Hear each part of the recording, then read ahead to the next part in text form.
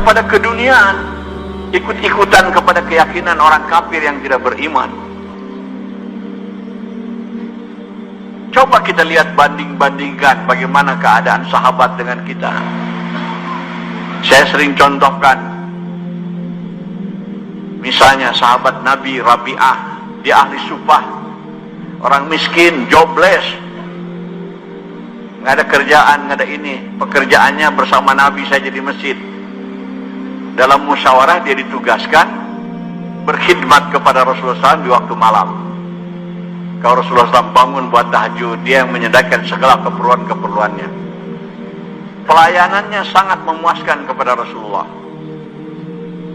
Maka di satu malam Rasulullah bertanya, "Ya Rabi'ah," dia bilang, "ada keinginan apa engkau? Aku akan bantu berdoa kepada Allah supaya keinginanmu terkabul."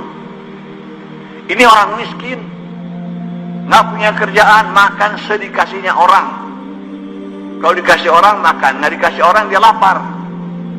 Ahli sufah, diberi kesempatan oleh Rasulullah yang doanya makbul. Yang doanya makbul, apa keinginannya? Apa jawab Rabi'ah?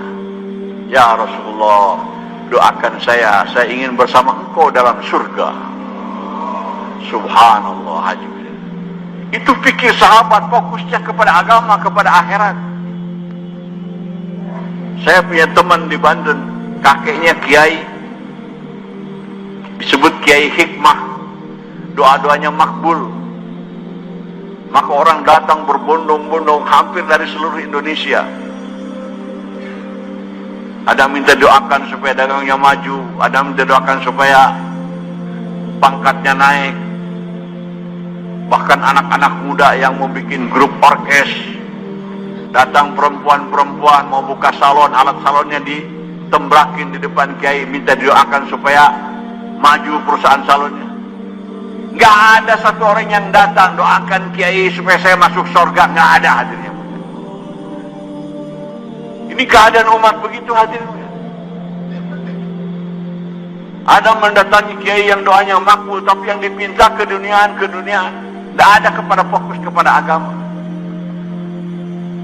Kadang-kadang mereka yang datang ke sholat pun enggak.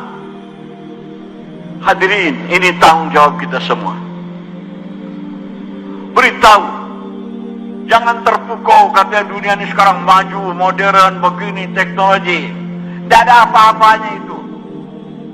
Yang benar, yang hak ini kejayaan manusia Allah sudah tetapkan dalam agama, bukan dalam teknologi, bukan dalam sains, ilmu pengetahuan, bukan, tapi dalam agama.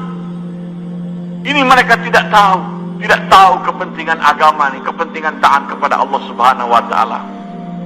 Sahabat-sahabat bangkit dalam perkara ini, hadirin, dengan segala macam mujahadah, kesusahan. Alhamdulillah, dari berkat pengorbanan para sahabat, Islam tersebar kemana-mana.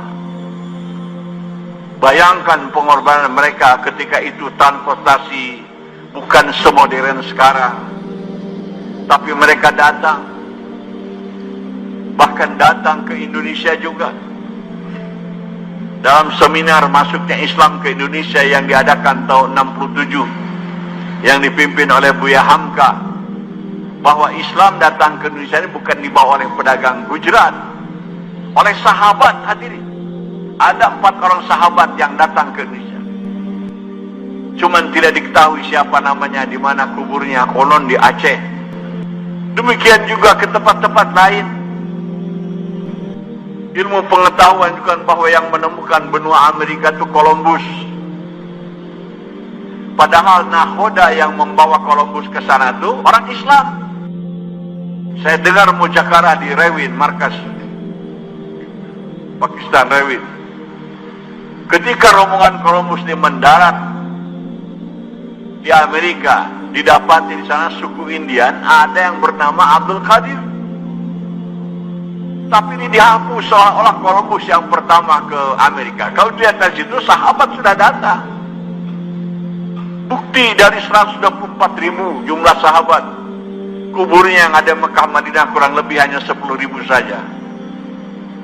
Yang lain Di Yordan ada 30.000 kubur para sahabat. Semua dalam rangka memberitahu perkara ini, tanggung jawab, melanjutkan usaha kenabian, menyampaikan supaya manusia ini jangan celaka, mengajak manusia kepada keselamatan, yaitu dengan mengamalkan agama, dengan taat kepada Allah Subhanahu wa Ta'ala. Hadirin, hari ini kalau kita serukan kepada kaum muslimin untuk keluar jalan Allah, sampaikan agama, kebanyakan mereka takut miskin. Sebab keluar jalan Allah ini ikhlas, tidak digaji, tidak diberi honor, kita keluar dengan harta sendiri, diri sendiri. Tapi alhamdulillah hadirin yang mulia, kalau kita lihat kenyataan, mereka yang keluar jalan Allah dengan diri sendiri, harta sendiri, dengan ikhlas, tidak minta apa-apa, bukan hancur ekonominya hadirin, lebih makmur daripada kita. Anak istrinya terawat, dia sendiri Masya Allah sibuk di Allah, tapi tidak kekurangan dalam perkara. Saya sering sampaikan macam di markas, di Jamudin, di Rewin, para mas saya sibuk ke perkara agama saja. Dimusyawarahkan dari pagi program ini apa, sampai malam.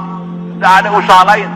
Kalau kita intip mana dagangnya nih, dagang apa, kalau tani nanam apa, nggak kelihatan. Pokoknya yang ada kelihatan usaha agama. Bagaimana ekonominya? Bukan amruk hadirin. Selain dari cukup buat mereka dengan keluarganya untuk makan minum tiap hari, tamu datang ribu-ribu hadirin yang mulia. Dijamu. Buktikan kalau kita ke sana. Diberi makan, diberi minum, diberi tempat. Ini barokah daripada agama hadirin yang mulia. Kita tidak yakin, seolah-olah Allah akan lantarkan kita kalau kita tidak dagang, tidak tani, tidak kerja. Keliru hadirin. Allah Subhanahu wa Ta'ala ciptakan kita, hidupkan kita, kirimkan kita ke dunia, dijadikan kita sebagai umat Nabi Muhammad SAW, bukan untuk ngurusi makan, minum, pakaian, perumahan, bukan. Suruh ngurusi agama. Ajak manusia kepada agama. Kuntum khairu ummatin ukhrijat linnas ta'muruna bil ma'ruf wa tanhauna 'anil munkar wa tu'minuna billah. Kamu sebaik-baik umat yang ditugaskan ke tengah-tengah manusia. Ajak manusia kepada kebaikan, cegah mereka daripada keburukan, dan beriman kepada Allah Subhanahu wa Ta'ala. Kalau kita bangkit dalam usaha ini, Allah akan muliakan kita, Allah akan tinggikan kita, Allah akan perbaiki seluruh peri kehidupan kita, sebagaimana Allah telah memperbaiki kehidupan para sahabat radhiyallahu anhu. Mereka tadinya orang hina, orang terbelakang, tidak dipandang oleh dunia yang negara-negaranya maju, tidak ada niat untuk menjajah jazirah Arab ketika itu. Sebab tidak ada keuntungannya. Mereka dalam kehinaan. Allah utus Rasulullah SAW mendidik para sahabat, tanggung jawab atas agama. Dunia terkejut hadir. Hanya dalam tempo beberapa tahun bangkit menjadi menguasai dunia. Terheran-heran negara-negara adik kuasa ketika itu, Rom dan Persia, bisa ditundukkan oleh para sahabat. Ini keberkahan daripada agama. Dan mereka memerintah dengan bijak, diakui kebijakannya, bukan hanya oleh kawan, oleh lawan pun mengakui juga. Hadirin yang mulia, kalau kita umat Islam di hari ini bangkit sebagaimana bangkitnya para sahabat dalam usaha agama, Allah akan angkat derajatnya. Wallahi itu tipuan. Umat Islam supaya majukan ekonominya, perdagangannya, majukan industrinya. Bohong belaka itu hadirin. Bukan. Kemajuan umat Islam ketinggalan dalam agama. Hanya satu-satunya jalan bagi ini. Saya suka beritahu terutama orang Indonesia, jangan ingin mulia di dunia main badminton, main bola. Tidak ada kemuliaan di situ. Kita bangkit dalam usaha agama. Baru orang-orang Indonesia baru akan mulia, akan tinggi hadirin yang